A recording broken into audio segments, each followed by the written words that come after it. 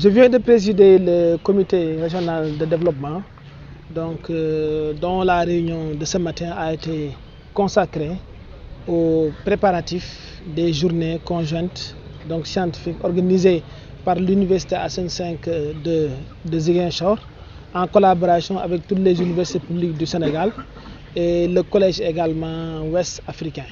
Donc c'est pour dire que c'est une activité nationale que nous tenons au niveau de Ziguinchor, raison pour laquelle nous avons fait réunir l'ensemble des chefs de service concernés pour appuyer en tout cas le comité d'organisation afin que l'ensemble des besoins puissent être vraiment pris en charge par le niveau régional. Donc toutes les dispositions ont été prises sur le plan non seulement sanitaire, sur le plan sécuritaire, sur le plan surtout des infrastructures, sur le plan également logistique. Je pense que nous n'avons laissé aucun volet, tous les besoins en tout cas sont pris en charge au niveau régional.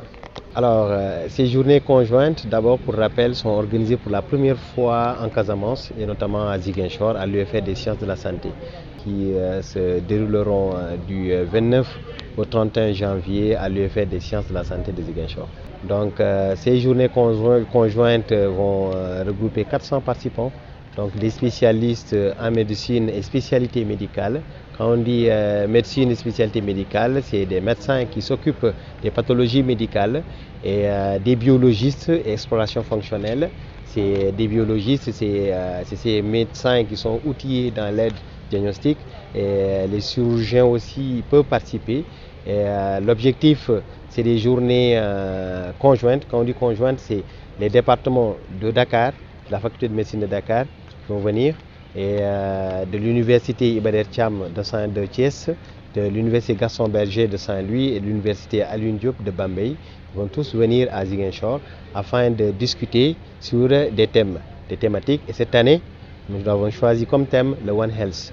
Le One Health, c'est un concept en médecine qui intègre la médecine humaine, ce que nous faisons tous les jours, la santé animale et la santé environnementale. Donc le constat, c'est que de plus en plus, on sent qu'il y a des maladies qui sont oubliées ou des maladies qui avaient tendance à disparaître et qui reviennent. Et c'est lié surtout à l'environnement et aux animaux et aux choses qu'on appelle les zoonoses. Donc du coup, c'est ça cette thématique, c'est ça l'objet de cette rencontre. Et des débats, des tables rondes seront organisées, des discussions entre professeurs, entre chercheurs, entre médecins pour trouver des solutions ou bien pour trouver au moins pour faire des recommandations à la fin de ces journées. Pour gagner ce pari, nous comptons d'abord sur la population de Ziguinchor. On doit accueillir même des gens de la sous-région. Monsieur le gouverneur vient de le dire. Il y a même le conseil ouest africain des médecins qui vont venir aussi s'adjoindre à nous. Donc du coup, nous comptons vraiment sur les services d'abord de l'État, les services régionaux de l'État, mais surtout de nos partenaires. Je pense que c'est important. Les partenaires, sans les partenaires, nous ne pourrons pas mener ces journées à terme. D'autant plus que ces 400 participants sont attendus. Donc, en plus de ces partenaires et les services régionaux, nous médecins, on est déjà sur place, on s'est bien organisé. Il y a un comité déjà scientifique au niveau national et un comité d'organisation nationale et un comité local d'organisation aussi.